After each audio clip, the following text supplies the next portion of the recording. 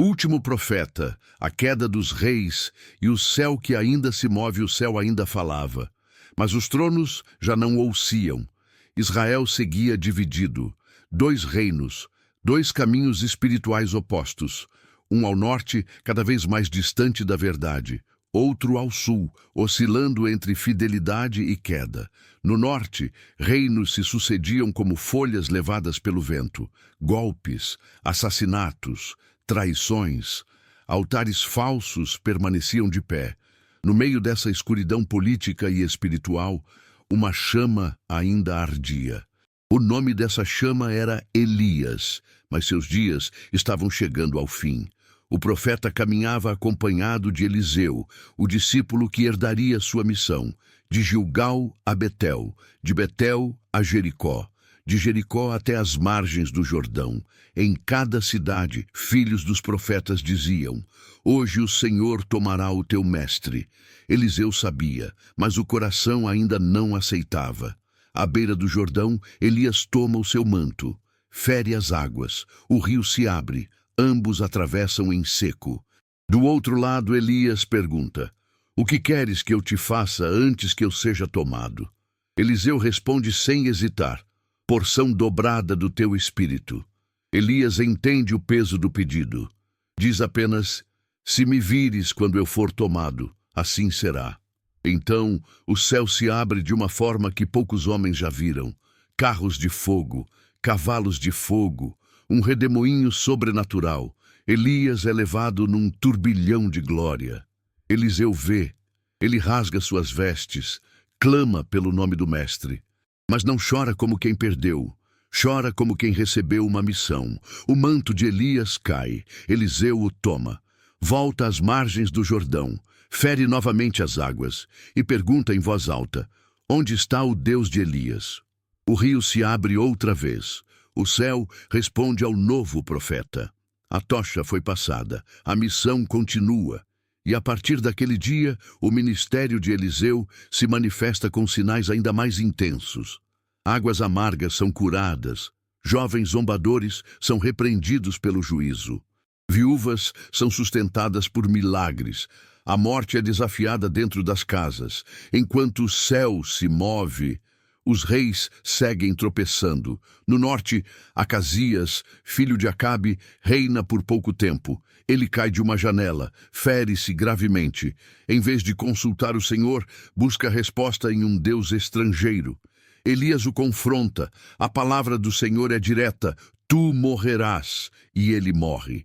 Seu irmão Jorão assume o trono de Israel. Enquanto isso, no sul, Josafá reina em Judá. Um rei que ainda busca ao Senhor, mas faz alianças perigosas com reis ímpios do norte. Israel e Judá voltam a marchar juntos à guerra contra Moabe. Os exércitos ficam sem água no deserto. A morte se aproxima antes mesmo da batalha. Então, recorrem a Eliseu. O profeta não honra Jorão por quem ele é, mas honra Josafá por causa da aliança com Deus. Um músico é chamado. O som da harpa ecoa no deserto. E então, o poder de Deus se manifesta. Vales secos se enchem de água, sem vento, sem chuva. Moabe vê o reflexo do sol nas águas e pensa que é sangue. Avança confiante e é derrotado. O céu mais uma vez se move, mas os tronos continuam cegos. Enquanto milagres acontecem, a idolatria continua sendo tolerada. E o ciclo, que destruiria tanto Israel quanto Judá, já começa a girar lentamente. Porque quando os reis rejeitam a voz do céu, até os maiores milagres se tornam apenas sinais ignorados.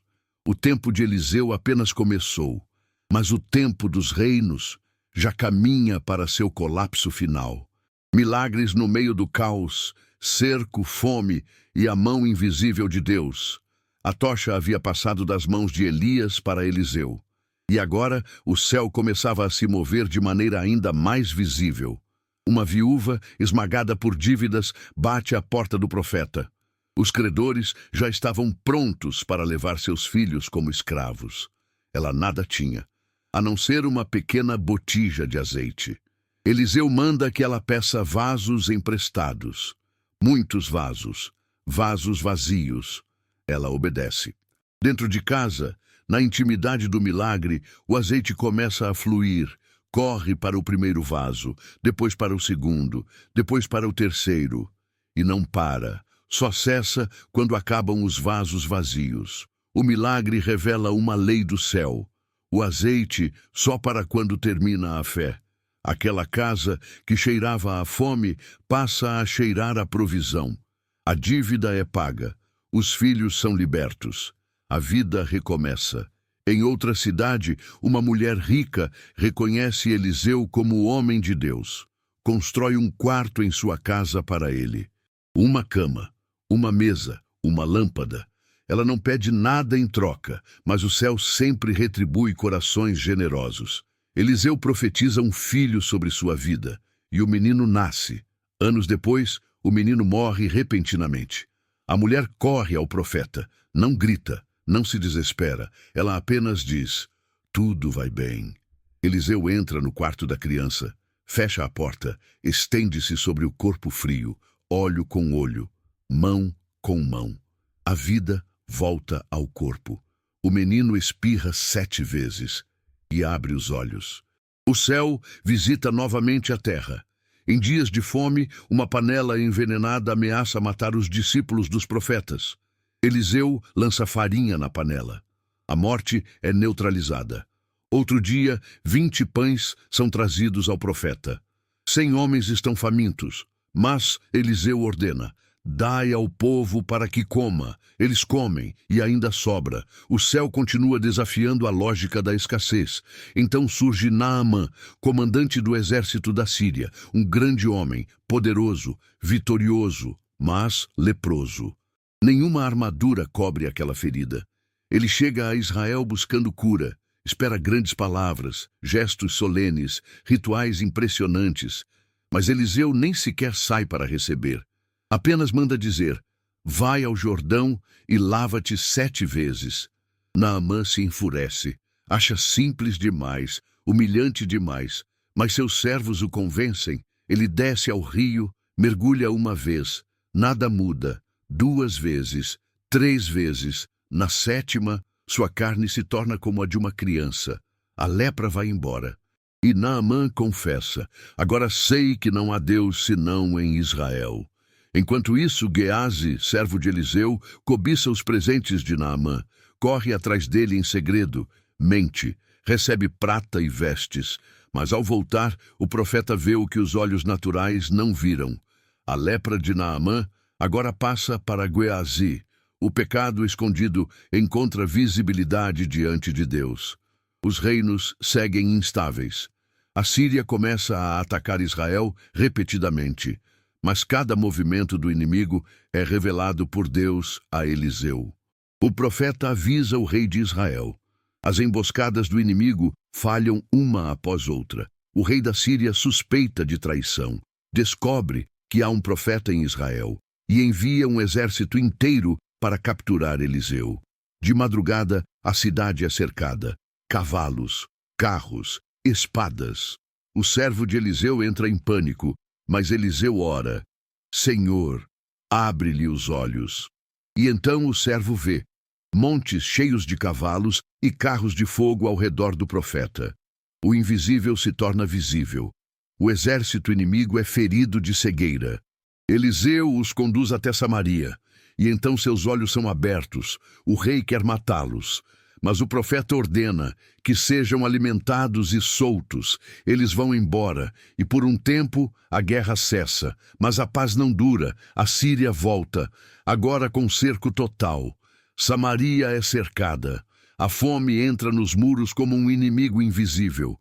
Comida desaparece, preço sobe, desespero se instala. Há mães comendo seus próprios filhos.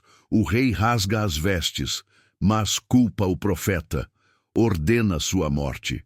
Eliseu, porém, libera uma palavra no meio do caos. Amanhã, a esta hora, haverá fartura às portas de Samaria. Os oficiais zombam, mas o céu já havia se movido. Durante a noite, Deus faz o exército sírio ouvir barulho de grandes exércitos. Eles fogem apavorados, deixam tudo para trás: tendas, comida, prata, roupas. 4 leprosos descobrem o acampamento vazio. Comem, se enriquecem, mas decidem avisar a cidade. No início, ninguém acredita, mas ao amanhecer, a notícia é confirmada. A cidade corre para fora. A palavra do profeta se cumpre exatamente. O oficial que zombou é atropelado na multidão. Vê a fartura, mas não come dela. A fome termina em um dia, porque quando Deus se move, o cerco se desfaz numa única noite. Mas apesar de sinais tão claros, os corações dos reis continuam endurecidos. Os milagres aumentam, mas a idolatria resiste. E o final da história dos reinos já se aproxima, sem que eles percebam. A unção de Jeú, o juízo sangrento e a queda de Jezabel. O tempo da paciência se aproxima do fim. Durante anos, o céu enviou profetas. Durante anos, sinais foram dados. Durante anos, a casa de Acabe zombou da voz de Deus. Agora, o tempo do juízo chega. Eliseu chama um dos filhos dos profetas, coloca em suas mãos um vaso de azeite e dá uma missão silenciosa, urgente, sem aplausos. Vai a Ramote-Gileade, procura Jeú, filho de Josafá, leva-o a um quarto secreto, derrama o azeite sobre sua cabeça e foge. O jovem obedece. Entra na sala onde os capitães estão reunidos, chama Jeú à parte, derrama o azeite e libera a palavra. Assim diz o Senhor: eu te ungi rei sobre Israel, ferirás a casa de Acabe e vingarei o sangue dos meus servos. Antes que Jeú possa reagir, o jovem profeta foge. Jeú retorna aos oficiais. Eles percebem algo diferente em seu rosto. Perguntam. Ele conta. E imediatamente os homens pegam suas capas, colocam debaixo dos pés de Jeú, tocam a trombeta e gritam: Jeú é rei. O movimento é rápido, não há negociação, não há transição lenta. O juízo chega em corrida. Jeú monta em seu carro, avança em direção a Jezreel. Jorão, rei de Israel, está ferido, repousando na cidade. Acasias, rei de Judá, veio visitá-lo. Do alto da torre, um atalaia vê poeira se aproximando. O carro vem com fúria. O atalaia diz: aquele que vem corre como Jeú. 2 mensageiros são enviados. Jeú não responde com palavras. Ele responde com flechas. Ambos morrem no caminho. Jorão e Acasias saem ao encontro dele. Quando Jeú vê Jorão, declara: que paz, enquanto durarem as prostituições de Jezabel. Antes que o rei responda, Jeú puxa o arco. A flecha atravessa o coração de Jorão. Ele cai morto no campo que pertencera a Nabote. A palavra que Elias profetizara anos antes se cumpre no mesmo lugar.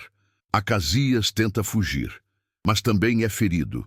Corre até Megido e ali morre. O juízo alcança até os reis aliados. Jeú entra em Jezreel e então surge Jezabel. A rainha que perseguiu profetas, que matou Nabote, que introduziu a idolatria com violência.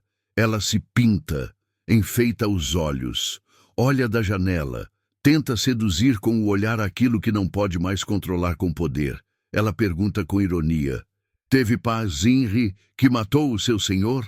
Jeú ergue o rosto e pergunta aos eunucos: quem é do meu lado? 2 ou 3 se inclinam. Jeú ordena: lançai-a. O corpo de Jezabel cai do 2º andar.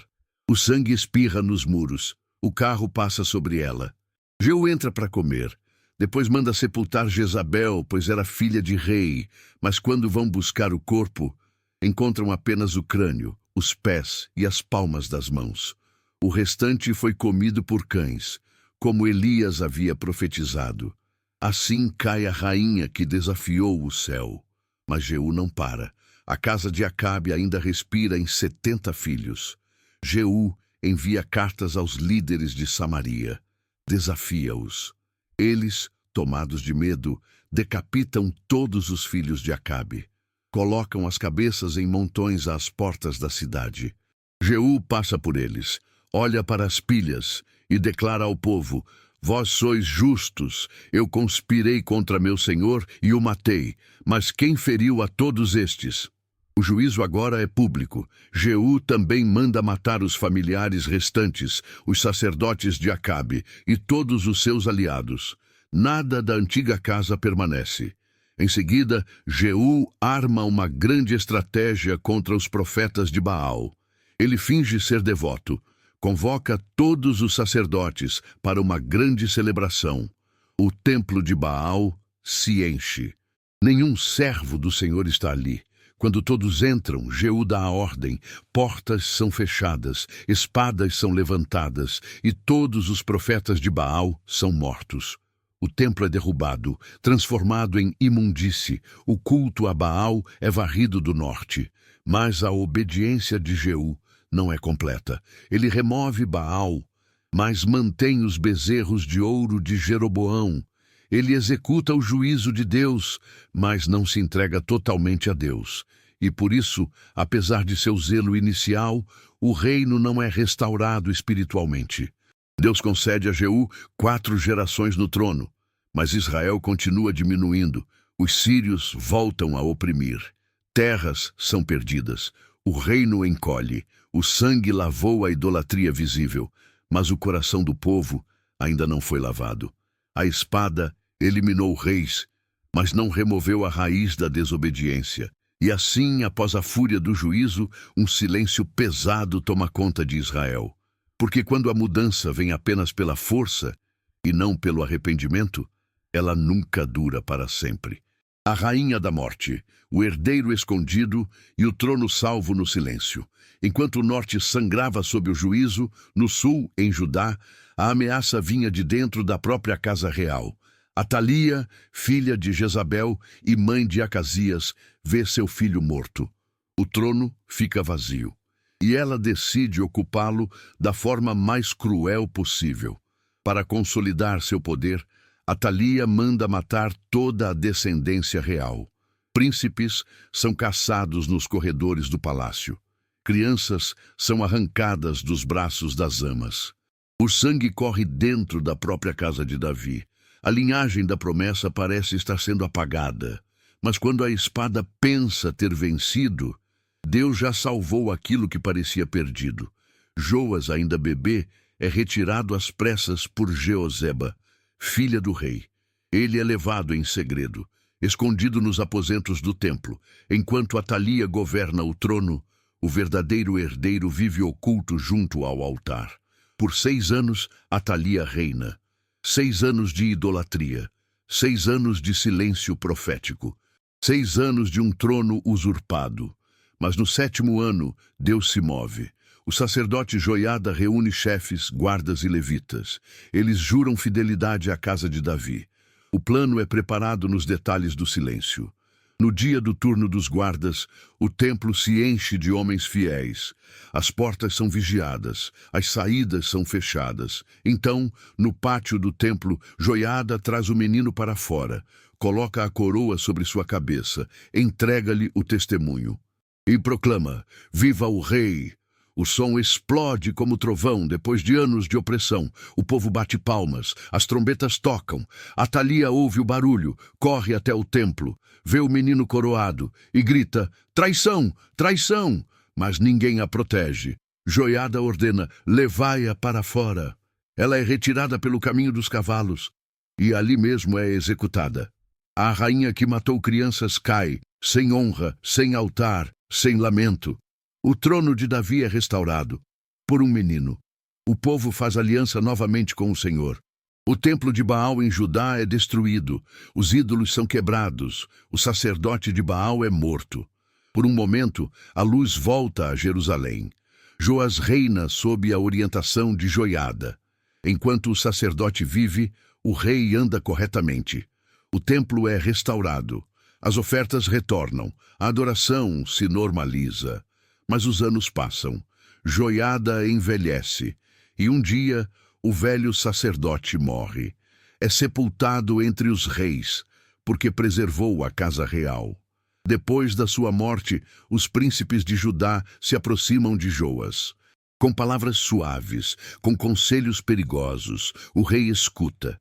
E novamente surgem altares estranhos, postes sagrados, cultos misturados. A fidelidade começa a se perder outra vez.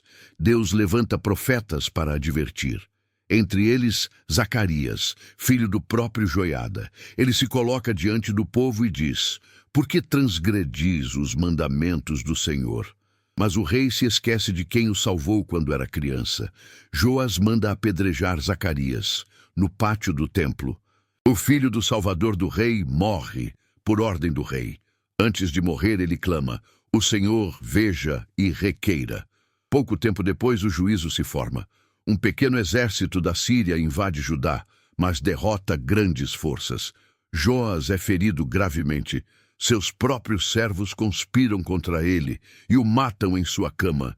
Ele é sepultado na cidade de Davi, mas não recebe honras reais. O menino salvo do massacre agora cai pelo mesmo espírito que outrora matou os príncipes. O trono permanece, mas outra rachadura profunda se abre em Judá. O norte já cambaleia, o sul começa a sangrar. E a paciência de Deus, embora longa, não é infinita. Porque quando até os resgatados se esquecem do resgate, o juízo começa a se levantar novamente. O último suspiro de Israel, a sombra da Assíria e a queda de Samaria. O reino do norte já não respira fé. Respira apenas política, alianças humanas e medo. Após Jeú, seus filhos se assentam no trono, um após o outro, cada qual repetindo os mesmos pecados. Nenhum remove os bezerros de ouro, nenhum restaura o altar verdadeiro, nenhum ouve verdadeiramente os profetas. O céu ainda envia avisos, mas a terra já não responde. A força de Israel começa a minguar, as fronteiras se estreitam, as cidades ficam vulneráveis, o exército perde vigor. E então, no horizonte do mundo, um novo poder se levanta como uma sombra gigante, a Assíria, um império brutal. Especialista em cercos, mestre em esmagar nações. Primeiro vem como ameaça distante, depois como invasores. Rei após rei tenta resistir. Alguns se submetem, outros conspiram. Alguns pagam tributos pesados para sobreviver por mais alguns anos. Mas nenhuma aliança humana consegue deter aquilo que já foi decretado no céu. Porque o problema de Israel não era militar, era espiritual. Deus envia profetas, ainda uma última vez. Eles clamam: voltai-vos dos vossos ídolos, quebrai os altares falsos, lembrai-vos da aliança. Mas o povo endurece, os reis riem, o culto falso continua, as injustiças permanecem. O sangue ainda corre pelos campos, até que o cerco final chega. Salmaneser, rei da Assíria, invade Israel. Cidades caem uma a uma. O exército assírio marcha como uma tempestade de ferro. Samaria, a capital do norte, é cercada. Muros resistem, torres se mantêm. Mas a fome entra pela porta do desespero. 3 anos de cerco, 3 anos de agonia. Dentro da cidade, o pão desaparece.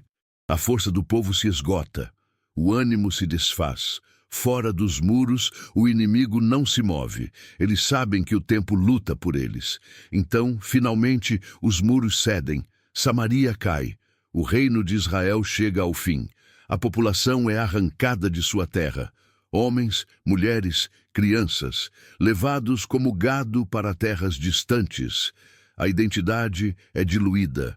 As famílias são separadas. As tribos se perdem. Estrangeiros são trazidos para ocupar a terra. Outros deuses entram. Outras línguas se ouvem. Outros costumes se impõem. A mistura gera confusão espiritual. Nasce um povo com medo de Deus, mas sem aliança real com Ele. Assim termina o Reino do Norte. Não com trombetas, não com glória, mas com correntes. E o texto ecoa com a razão de tudo isso. Isso aconteceu porque os filhos de Israel pecaram contra o Senhor. Eles imitaram as nações, rejeitaram os estatutos, desprezaram os profetas, trocaram a glória pelo vazio.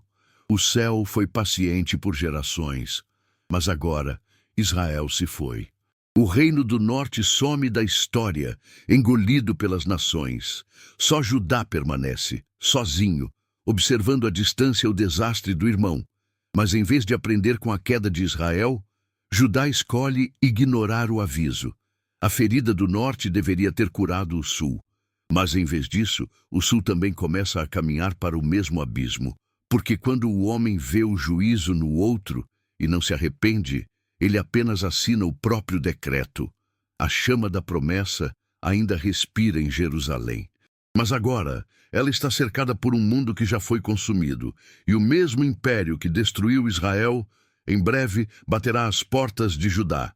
Ezequias, o cerco, o desafio ao céu e o anjo que lutou por Jerusalém. Judá agora caminha sozinho. O reino do norte já caiu. Samaria virou ruína. As tribos foram espalhadas como poeira. O mesmo império que destruiu Israel agora volta seus olhos para Jerusalém. Mas antes que a sombra da Assíria cubra Judá por completo, Deus levanta um rei diferente. Seu nome é Ezequias. Quando ele sobe ao trono, não começa com alianças políticas, não começa com exércitos, não começa com ouro, ele começa com o altar. Ezequias abre as portas do templo que estavam fechadas, remove os ídolos, quebra os postes sagrados, esmaga a serpente de bronze que se tornara objeto de adoração. O povo se reúne novamente, o louvor retorna, o sacrifício é restaurado.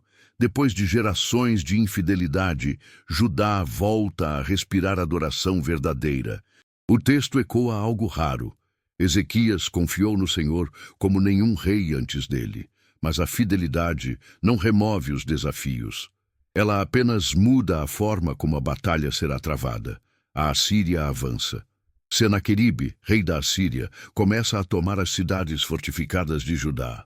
Uma após outra caem. O cerco se aproxima de Jerusalém. O exército assírio cobre os montes como um tapete de ferro. Então vem a guerra psicológica. Rabsaque, o porta-voz do imperador, se coloca diante dos muros e grita em alta voz, na língua do povo. Ele zomba da fé, zomba do rei, zomba de Deus. Não vos engane Ezequias dizendo que o Senhor vos livrará. Onde estão os deuses das outras nações? Todos caíram. O povo ouve em silêncio. Ninguém responde. Porque a ordem do rei é clara. Não respondam palavra alguma. As palavras do inimigo entram nos ouvidos, mas não encontram resposta nos lábios. Rabsaque envia uma carta a Ezequias. Uma carta cheia de zombaria, dizendo que nem o Deus de Jerusalém poderia resistir à Assíria. Ezequias entra no templo, abre a carta diante do altar, estende-a perante o Senhor e ora. Não como político, não como estrategista, mas como homem dependente de Deus. Tu só és Deus. Inclina os teus ouvidos, ouve, livra-nos, para que todas as nações saibam que só tu és o Senhor. O céu responde por meio de Isaías. A palavra é direta. Senaqueribe não entrará nesta cidade, não lançará flecha aqui. Voltará pelo mesmo caminho.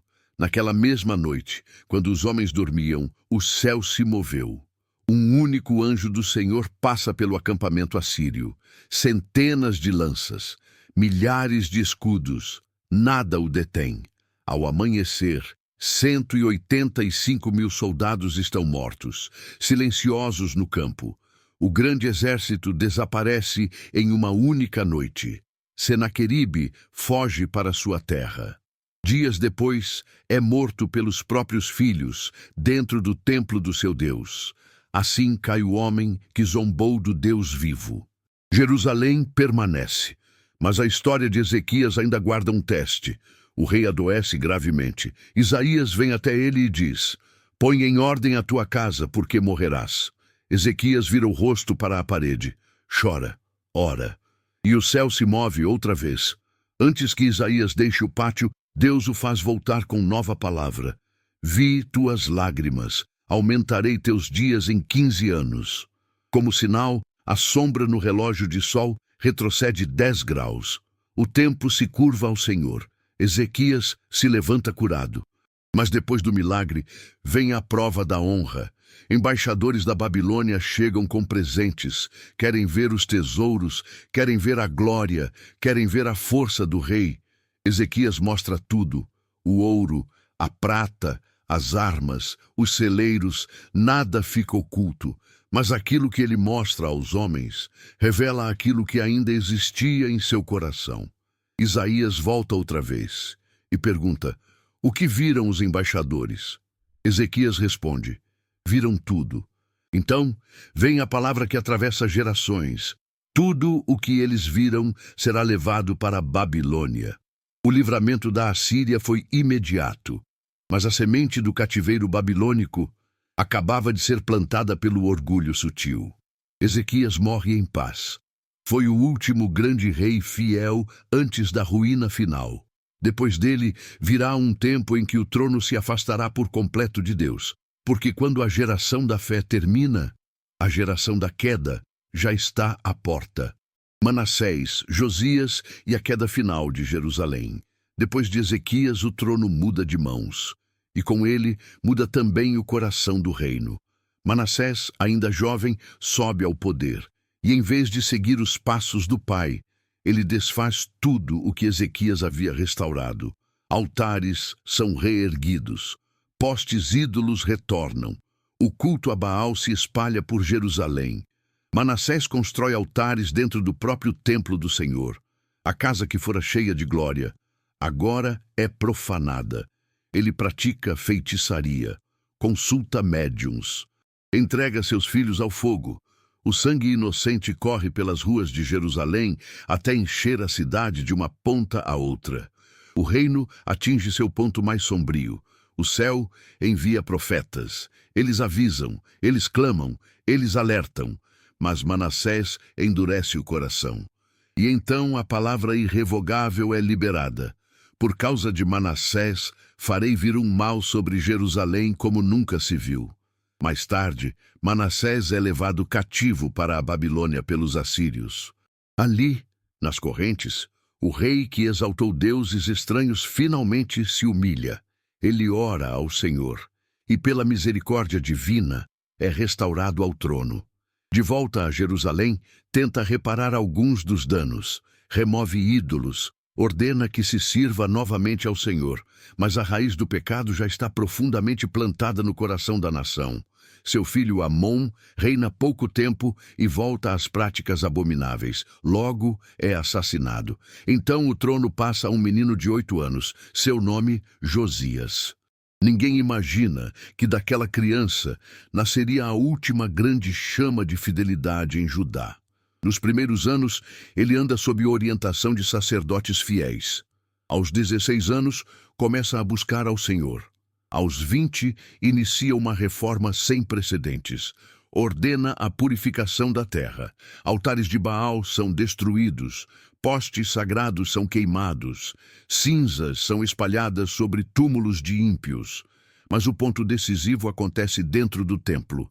Durante uma reforma, o livro da lei é encontrado, esquecido, encoberto pelo tempo, silenciado por gerações. Quando o livro é lido diante de Josias, o rei rasga suas vestes. Ele entende que Judá vive exatamente tudo o que a lei havia alertado. Josias convoca o povo, renova a aliança, restaura a Páscoa como nunca antes. Por um breve momento, Judá volta a respirar obediência verdadeira, mas o juízo já havia sido selado por causa das gerações anteriores. Josias morre em batalha contra o Egito, e com ele morre também a última grande esperança de restauração nacional. Depois disso, uma sequência de reis fracos assume o trono. Uns governam poucos meses, outros poucos anos. Todos andam longe do Senhor, e então surge o último grande império, a Babilônia. Nabucodonosor avança como um rolo compressor sobre as nações. Judá tenta resistir, tenta negociar, tenta rebelar-se, mas já está fraca demais. O primeiro cerco vem. Jovens nobres são levados, entre eles Daniel. O segundo cerco vem. Mas cativos são levados. O terceiro cerco é definitivo. Jerusalém é cercada. A fome entra outra vez nos muros. O rei tenta fugir de madrugada, mas é capturado. Seus filhos são mortos diante de seus olhos. Depois, seus próprios olhos são arrancados. Assim, o último rei de Judá é levado cativo para a Babilônia nas trevas. Nabucodonosor entra em Jerusalém. O templo é saqueado. O ouro é levado, os utensílios sagrados são profanados.